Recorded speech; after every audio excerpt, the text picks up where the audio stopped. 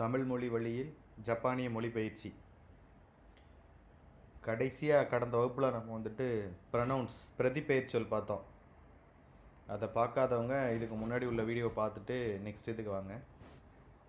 இப்போ நம்ம என்ன பார்க்க போகிறோம்னா வெர்ப்ஸ், அதாவது வினைச்சொற்கள். வினைச்சொற்கள் உங்களுக்கு தெரியும், ஒரு செயலை செய்கிறத குறிக்கிறது தான் வெர்ப்ஸ். சிம்பிளாக சொன்னால் நடக்கிறது, ஓடுறது, சாப்பிட்றது, இந்த மாதிரியான விஷயங்கள், தூங்குறது, இது எல்லாமே இதை வந்துட்டு நம்ம சொல்கிறது வந்துட்டு வினைச்சொற்கள், அதாவது வெர்ப்ஸ் அப்படின்னு சொல்லலாம். இப்போ நம்ம பேச்சு வழக்கில் அதை மாற்றுறதுக்கு தமிழில் நம்மளுக்கு பேச தெரியும், ஏன்னா அது நம்மளோட தாய்மொழி. இப்போ ஜாப்பனீஸை பொறுத்த மட்டும் பார்த்தீங்கன்னா வெர்பை வந்துட்டு 3 வகையாக பிரிக்கிறாங்க. பேசுகிறதுக்காக, நம்ம ஈஸியாக கன்வெர்ட் பண்ணுறதுக்காக, வாக்கிய அமைப்பு அமைக்கிறதுக்காக, தப்புலாம் பேசுகிறதுக்காக 3 வகையாக பிரிக்கிறாங்க. அதில் முதல் வகை பார்த்தீங்கன்னா ரூவெர்ப்ஸ்.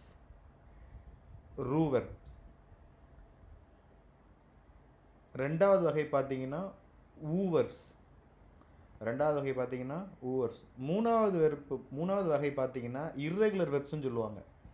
இந்த இர்ரெகுலர் வெர்ப்ஸ் வந்துட்டு எப்படின்னா அதுக்குள்ளே 2 டைப் இருக்குது. ஒன்று வந்துட்டு குரு அப்படின்னு சொல்லி முடியும், எண்டிங், அதாவது அந்த வெர்போட அதுக்கப்புறம் வந்துட்டு குரு அப்படின்னு சொல்லி முடியும். இன்னொன்று வந்துட்டு சுரு அப்படின்னு சொல்லி முடியும். இர்ரெகுலர் வெர்பில் வந்துட்டு 2 டைப் இருக்குது. ஒன்று குரு எண்டிங், இன்னொன்று சுரு எண்டிங். சரி, இந்த வெர்பெலாம் இருக்குது. இந்த வெர்பில் வந்துட்டு நீங்கள் ரூ வெர்ப்புன்னு சொல்கிறீங்க, யூ வெர்ப்புன்னு சொல்கிறீங்க, அதாவது ஊ வெர்ப்புன்னு சொல்கிறீங்க.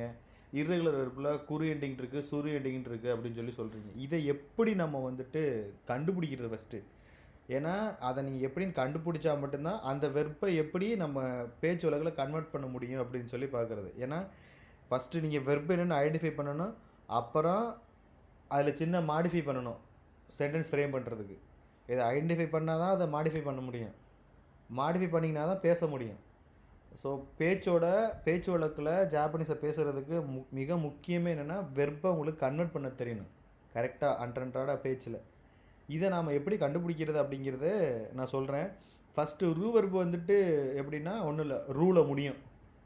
ஊ வெர்பு அப்படின்னா ஊலையும் முடியும், அது போக இன்னொரு 4-5 எழுத்துக்கள்லையும் முடியும். அதை எப்படி ஐடென்டிஃபை பண்ணுறதுங்கிற ஒரு சின்ன டிப்ஸ் இருக்குது, அதை நான் உங்களுக்கு எப்படின்னு சொல்கிறேன். அதே மாதிரி நீங்கள் குரு எண்டிங் சுரு எண்டிங்கை ஈஸியாக ஃபைண்ட் பண்ணிடலாம், ஏன்னா அது குருனே முடியும், சுருனே முடியும். ஸோ உங்களுக்கு இர்ரெகுலர் வெர்பில் எந்த டவுட்டும் வராது, ஏன்னா அது டேரெக்டாக குரு சுருன்னு தான் முடியும். அதேமாதிரி ரூ வெர்பில் ரூன்னு தான் முடியும். ஒரு சில ரூ வெர்பு வந்துட்டு ஊ வெர்புக்குள்ளே வரும், அதுக்கு 2 கண்டிஷன் இருக்குது, அதையும் நான் எப்படின்னு சொல்கிறேன். இதெல்லாம் எப்படி கண்டுபிடிக்கிறது, இதை எப்படி ஃபைண்ட் அவுட் பண்ணுறது அப்படின்னா தமிழில் பார்த்தீங்கன்னா ரொம்ப ஈஸி. அதை நான் வந்துட்டு இப்படி தமிழ்லேயே உங்களுக்கு வந்துட்டு அடுத்தடுத்த வகுப்புகளில் சொல்கிறேன். ஃபஸ்ட்டு நான் இன்றைக்கி சொல்ல வந்துட்டு வெர்போட வகைகள் 3 வகை.